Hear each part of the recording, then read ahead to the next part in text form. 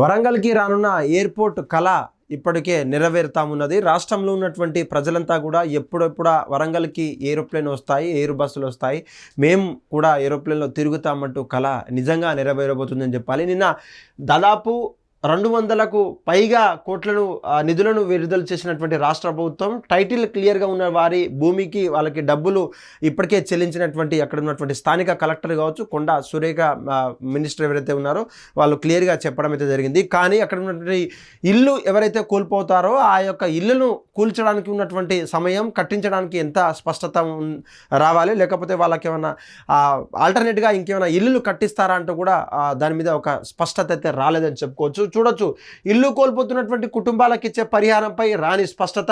Title క్లియర్గా ఉన్న 15 మంది రైతులకు దాదాపు 13 కోట్లకు పైగా చెల్లింపులు ఇప్పటికే అయినాయి అంటూ కూడా చెప్తున్నటువంటి పరిస్థితి. నిన్న విడుదల చేసినటువంటి రాష్ట్ర ప్రభుత్వం ఖజానా నుండి దాదాపు 2005 కోట్లను రూపాయలను కూడా విడుదల చేసినటువంటి పరిస్థితి. నిన్న కొచ్చి తరహాలో మన వరంగల్ మామ్నూర్ ఎయిర్పోర్టు నిర్మించే ప్రయత్నం మాదంటూ కూడా మా యొక్క క్రెడిట్స్ మాకే అంటూ కూడా నిన్న కొండా సురేఖ మేడం అయితే చెప్పడం అయితే జరిగింది. చూడొచ్చు, తెలంగాణ రాష్ట్ర ప్రభుత్వం నుంచి శుక్రవారం దాదాపు 2205 కోట్లను విడుదల చేసినటువంటి విమానాశ్రయానికి దాదాపు 949 ఎకరాలకు భూమికి సంబంధించినటువంటి అవసరం ఉన్నది. దాదాపు అక్కడ ఉన్నటువంటి కేవలం 600కు పైగా మాత్రమే భూమి ఏఐ సంస్థకు చెందినటువంటి ఉంది, కానీ ఎయిర్పోర్ట్ అథారిటీకి ఉంది. కాకపోతే ఇంకా అదనంగా ఎక్సెస్గా దాదాపు 253 ఎకరాలకు ఎక్సెస్ భూమి కావాల్సినందుగా ఆ చుట్టుపక్కల ఉన్నటువంటి గుంటూరుపల్లి కావచ్చు, కాకతీయ నగర్ కావచ్చు, అక్కడ ఉన్నటువంటి ఏదైతే ఏరియాస్ అయితే ఉన్నాయో దానికి సంబంధించినటువంటి వ్యవసాయ భూమి నుంచి మొదలు పెడితే కూడా అప్రోడ్ లేఅవుట్ ఉన్నటువంటి కూడా ఏదైతే కాకతీయ అర్బన్ డెవలప్మెంట్ అథారిటీ ఏదైతే ఉందో అక్కడ నుంచి అప్రూవ్డ్ అయినటువంటి లేఅవుట్లు కావచ్చు, ఓపెన్ ప్లాట్స్ అంతా కూడా తీసుకునే క్రమంలో తెలంగాణ రాష్ట్ర ప్రభుత్వం ఉంది. తెలంగాణ రాష్ట్ర ప్రభుత్వం జారీ చేసినటువంటి జీవో ఆ యొక్క భూసేకరణ తుది దశకు చేరడంతో పరిహారం చెల్లేందుకు నిధులు నిన్న విడుదల చేశారు. దాదాపు అక్కడ ఉన్నటువంటి 15 మంది రైతుల ఖాతాలో 13 కోట్లకు పైగా డబ్బులు అయితే నిన్న జమ చేశారంటూ కూడా చెప్పొచ్చు. అక్కడ నుండి గాడిపల్లి, నక్కలపల్లి, గుంటూరుపల్లి గ్రామాల్లో దాదాపు 240 ఎకరాలకు సంబంధించినటువంటి వ్యవసాయ భూమి ఉంది. కాబట్టి దాదాపు 61,000 చదరపు గజాల వ్యవసాయేతర భూమి సేకరిస్తున్నారు. ఆ యొక్క వ్యవసాయ భూమికి సంబంధించినటువంటి బావులు కావచ్చు, బోర్లు కావచ్చు, ఇంకేమన్నా ఎక్సెస్ అమౌంట్ కూడా ప్రకటించడానికి మేమంతా కూడా సిద్ధంగా ఉన్నాం. మీరు ఎటువంటి భయో ఆందోళనకు చెందాల్సిన అవసరం లేదంటూ కూడా చెప్తున్నటువంటి పరిస్థితి.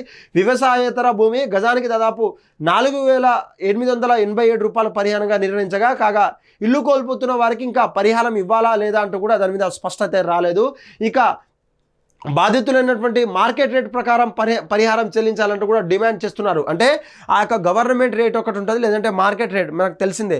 అక్కడ ఉండే జిఎస్టీ ట్యాక్స్ ఎగ్గొట్టడానికి అక్కడ మార్కెట్ రేట్ అంతా కూడా పెరుగుతారు. కాకపోతే గవర్నమెంట్ రేట్ ప్రకారం మాత్రమే ఇదంతా సేల్ డీడ్ చేస్తుంటారు, మనకంతా తెలుసు. కానీ మార్కెట్ రేట్ ప్రకారంగా మాకు ఇవ్వాలంటూ కేవలం గవర్నమెంట్ రేట్ వెళ్తే మాకెంత నష్టం వస్తుందని కేవలం దాదాపు కొన్ని సంవత్సరాల తరబడి ఆ యొక్క భూమిని నమ్ముకున్నటువంటి మాకు ఈ యొక్క ఎయిర్పోర్ట్ వల్ల మేము నష్టపోతున్నాం, ఆ యొక్క జీవనాధారం కోల్పోతుంది. కేవలం చదువుకున్న వారు ఎవరైనా ఉంటే కేవలం ఒక జాబ్ కాకుండా ఇంకొక జాబ్ ఇచ్చే ప్రయత్నం కూడా తెలంగాణ రాష్ట్ర ప్రభుత్వం చేయాలంటూ కూడా ఏఐ సంస్థకు చెందినటువంటి అధికారులకు వాళ్ళు చేయడం అయితే జరిగింది. ఈ వరంగల్ ఎయిర్పోర్టుకు రాష్ట్ర ప్రభుత్వం నిధులు విడుదల చేయడం ద్వారా మంత్రి Konda Surekha, Warangal MP doctor Kadiyam Kavya, Wardhannapet MLA KR Nagaraju హర్షం వ్యక్తం చేశారు.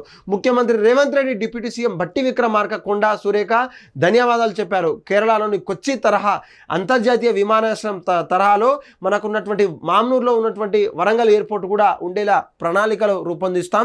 దానికి సంబంధించినటువంటి 3 ఏళ్లలో ఈ యొక్క భూ సేకరణ పూర్తయితే కేవలం 3 ఏళ్లలో కట్టి చూపిస్తాం, వరంగల్ యొక్క కళ నెరవేరుతుందంటూ కూడా చెప్తున్నాం అయితే జరిగింది. అక్కడ నుండి కలెక్టర్ సత్యశారద దేవి ఎవరైతే ఉన్నారో అప్పటికే తను సిసిఎల్లో పనిచేసింది. ఇప్పటికే అలర్ట్ అయినటువంటి కలెక్టర్ కూడా అక్కడ నుండి గ్రామ రైతులతో కావచ్చు, అక్కడ నుండి భూ ఎవరైతే లాస్ట్ అవుతున్నారో వాళ్ళంతా కూడా నచ్చజెప్పే ప్రయత్నం అయితే చేస్తున్నారు. ముఖ్యంగా అక్కడ ఉన్నటువంటి రెవెన్యూ అధికారులు కావచ్చు, ఆర్డీఓ నుంచి మొదలు పెడితే ఎంఆర్ఓ వరకు కూడా కేవలం డెవలప్మెంట్ కోసం మాత్రమే మేము భూమిని సేకరిస్తున్నాం, మేము భూమిని తీసుకుంటున్నాం, మీరు దేనికి అధైర్య పడాల్సిన అవసరం లేదు, కేవలం చదువుకున్న వారు ఎవరైనా ఉంటే అప్లికేషన్ పెట్టుకోండి, మేము జాబులు ఇచ్చే ప్రయత్నం కూడా చేస్తాం. కేంద్రంలో ఉన్నటువంటి బండి సంజయ్ కావచ్చు, ఇక్కడ కేంద్ర మంత్రులు ఉన్నటువంటి కిషన్ రెడ్డి కూడా కావచ్చు, దీని మీద అనేక ప్రచారాలు చేస్తున్నప్పటికీ కేవలం ఎవరైతే ఏవియేషన్ మినిస్టర్ ఎవరైతే ఉన్నారో, సివిల్ ఏవియేషన్ మినిస్టర్, మీరు ఎవరు కూడా దీని మీద రాజకీయాలు చేయాల్సిన అవసరం లేదు. కేంద్ర మంత్రులు ఉన్నటువంటి మేము ఏ యొక్క రాష్ట్రానికి ఎయిర్పోర్ట్ అవసరమైతే ఆ యొక్క ఎయిర్పోర్ట్ మేము ఇస్తాం. ఇది సీఎం రేవంత్ రెడ్డి చెప్తే రాలేదు, కేసీఆర్ చెప్తే రాలేదు, కేటీఆర్ చెప్తే రాలేదు, ఇంకెవరైనా ఏ పార్టీ నాయకులంతా కూడా చెప్తే రాలేదు. కేవలం తెలంగాణ రాష్ట్రంలో ఉన్నటువంటి ఒకే ఒక ఎయిర్పోర్ట్, దాదాపు శంషాబాద్లో ఉన్నటువంటి ఇంటర్నేషనల్ ఎయిర్పోర్ట్ తరహాలో దాదాపు ఏజీఐ కంపెనీకి సంబంధించినటువంటి ఏఐఐ సంబంధించినటువంటి సంస్థ దాదాపు 150 కిలోమీటర్ రేడియస్ లోపు ఏ ఒక్క ఏరోప్లేన్ కావచ్చు, ఏ ఒక్క ఎయిర్ బస్ కావచ్చు, ఏ ఒక్క ఎయిర్పోర్ట్ కూడా ఉండొద్దనే ఒక సంకల్పం, దృఢ సంకల్పం ఆ రోజు మీరు రాసినటువంటి లేఖలో ఆ యొక్క డాక్యుమెంట్స్, రూల్స్ అండ్ రెగ్యులేషన్స్ మీరు ఒక సంతకం పెట్టడం వల్లనే తెలంగాణ రాష్ట్రంలో డెవలప్మెంట్ ఆగిపోయింది. అది కనుక జరిగితే ఆంధ్రాలో ఉన్నటువంటి అన్ని ఎయిర్పోర్ట్ ఎలా అయితే ఉన్నాయో ఇక్కడ ఉన్నటువంటి మహబూబ్ నగర్ కావచ్చు, నల్గొండ కావచ్చు, లేకపోతే ఆదిలాబాద్ కావచ్చు, కరీంనగర్ కావచ్చు, వరంగల్ కావచ్చు, భద్రాద్రి కొత్తగూడెం, ఖమ్మం లాంటి అనేక ప్రాంతాల్లో కూడా అన్ని ఎయిర్పోర్ట్లు ఏర్పాటు చేసే శక్తి మాకుంది. కాకపోతే అక్కడ ఉన్నటువంటి ఏజీఐకి సంబంధించినటువంటి సంస్థకు చెందినటువంటి ఆ యొక్క డాక్యుమెంట్స్ ఏదైతే ఉన్నాయో ఆ యొక్క డాక్యుమెంట్స్ వల్లనే ఈ యొక్క డెవలప్మెంట్ సాగిపోయాయంటూ కూడా సివిల్ ఏవియేషన్ మినిస్టర్ అయితే మనకు చెప్పడం అయితే జరిగింది. ఏది ఏమైనప్పటికీ దీని మీద రాజకీయాలు చేయొద్దు. తెలంగాణ రాష్ట్ర ప్రభుత్వం ఎంత తొందరగా భూసేకరణ చేసి ఆ యొక్క భూసేకరణకు సంబంధించిన డాక్యుమెంట్స్ మమ్మల్ని అప్పగిస్తారో, సివిల్ ఏవియేషన్ మినిస్టర్లు వచ్చి అక్కడ ఉన్నటువంటి కేంద్రంలో ఉన్నటువంటి మినిస్టర్స్ అంతా వచ్చి దీన్ని పూర్తిగా కేవలం తెలంగాణ రాష్ట్రంలో డెవలప్మెంట్ ప్రకారం మాత్రమే దీన్ని ఒక 2 టైర్ సిటీ హబ్గా చేయాల్సింది కార్యక్రమం చేపట్టుకున్నాం. ఈ యొక్క వరంగల్లో అన్ని సదుపాయాలు ఉన్నప్పటికీ కేవలం ఒక ఎయిర్పోర్ట్ లేనందువల్ల ఇప్పటికీ రామప్పకు సంబంధించినటువంటి యునెస్కో గుర్తింపు కూడా లేట్ రావడం, దానికి సంబంధించినటువంటి ఒకసారి మిస్ అయిన తర్వాత కూడా మోడీ గారు కావచ్చు, అక్కడ ఉండే సివిల్ ఏవియేషన్ మినిస్టర్ ఎవరైతే లిఖితపూర్వకంగా రానున్న రోజుల్లో మేము అక్కడ ఏరోప్లేన్ నిర్మించబోతున్నాం, దానికి మీరు యునెస్కో గుర్తింపు ఇవ్వండి అంటూ కూడా అక్కడ ఉన్నటువంటి రామప్ప సంబంధించినటువంటి గుడికి యునెస్కో గుర్తింపు కూడా రావడం అయితే జరిగింది. దీనికి అంతా కూడా కారణం అంతా కూడా క్రెడిట్ అంతా కూడా కేవలం మోడీ గారికి చెందుతుంది. దీని మీద రాజకీయాలు చేస్తే బాగోదు. మీరు ఒక ఏదైతే అవసరం ఉంటుందో కేంద్రానికి ఉన్నటువంటి మెట్రో రైల్ కావచ్చు, ఔటర్ రింగ్ రోడ్ కావచ్చు, ఆర్ఆర్ఆర్ కావచ్చు, రీజనల్ రింగ్ రోడ్ కావచ్చు, ఏ తెలంగాణకి ఏది అవసరమైనప్పటికీ కూడా మేమంతా ఇవ్వడానికి సిద్ధంగా ఉన్నాం. కానీ మీరు సక్రమంగా కట్టేటువంటి ట్యాక్స్ కావచ్చు, జిఎస్టీ కావచ్చు, ఆ కట్టే ప్రయత్నం చేయాలి. తెలంగాణ బాగోకు కోసం మాత్రమే పనిచేయాలి. దీనిలో ఎటువంటి రాజకీయంగా మీరు లబ్ధి పొందే అవకాశం మీకు కల్పించొద్దంటూ కూడా సివిల్ మినిస్టర్ ఏవియేషన్ మినిస్టర్ అయితే చెప్పడం అయితే జరిగింది. ఏదేమైనప్పటికీ కూడా ఇప్పటికే ఎయిర్పోర్ట్ అథారిటీ అంతా కూడా అక్కడ ఉన్నటువంటి ల్యాండ్ని సేకరిస్తున్నారు. దానికి 2 రన్వేలు వేయవలసి ఉందిగా, కొంత ల్యాండ్ తక్కువగా ఉంది. ఆ 2 రన్వేలకు సంబంధించినటువంటి ల్యాండ్ అంతా కూడా ఇప్పుడు తీసుకుంటున్నారు. అక్కడ ఉన్నటువంటి ప్రాంతాల్లో డెవలప్ చేసేటువంటి కార్యక్రమం అక్కడ ఉన్నటువంటి మడికొండ కావచ్చు, వరంగల్ కావచ్చు, హన్మకొండ కావచ్చు, ములుగు ప్రాంతాల్లో ఉన్నటువంటి ఇతర ప్రాంతాలంతా కూడా డెవలప్ అయ్యే అవకాశం ఉంది. ముఖ్యంగా ఇప్పటికే రాంపూర్ కావచ్చు, మడికొండలో ఉన్నటువంటి ఇండస్ట్రియల్ ఫ్యాక్టరీ కావచ్చు, అదే కాకతీయ టెక్స్టైల్ పార్క్ కూడా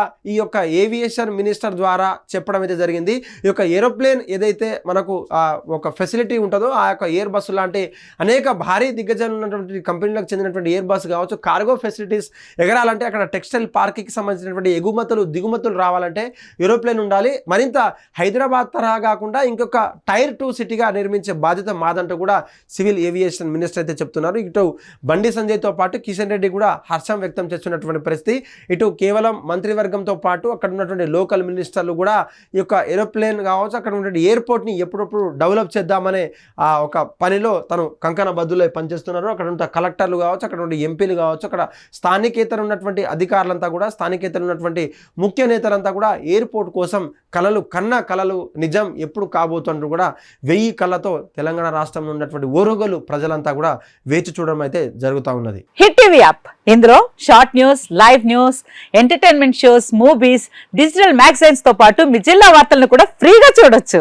ఇంకెందుకు ఆలస్యం, వెంటనే హిట్ టీవీ యాప్ ని డౌన్లోడ్ చేసుకుని ఫ్రీగా ఎంటర్టైన్మెంట్ పొందండి. Hit TV app. Hit TV app. Please download hit TV app. Hit TV app ని ఫ్రీగా డౌన్లోడ్ చేసుకుని ఎంజాయ్ చేయండి. మీకు నచ్చిన ఎంటర్టైన్మెంట్ కోసం హిట్ టీవీ యాప్ ని ఫ్రీగా డౌన్లోడ్ చేసుకుని ఎంజాయ్ చేయండి. హిట్ టీవీ యాప్ ని డౌన్లోడ్ చేసుకుని ఆస్వాదించండి, ఆశీర్వదించండి. ఇంతమంది సెలబ్రిటీలు హిట్ టీవీ యాప్ ని డౌన్లోడ్ చేసుకోండి అని చెప్తున్నారంటే ఎంత మంచి యాప్ ఆలోచించండి. అమెరికా అమెరికా అమెరికా అమెరికాలో చదవాలనుకునే వాళ్ళకి విశ్వసనీయమైన పేరు మన శౌర్య consultancy. UK Law 1 Year Masters. UK Law 1 Year Masters. 2 years work permit up to 5 years visa. Contact Saurya Consultancy. Contact 89851 89851.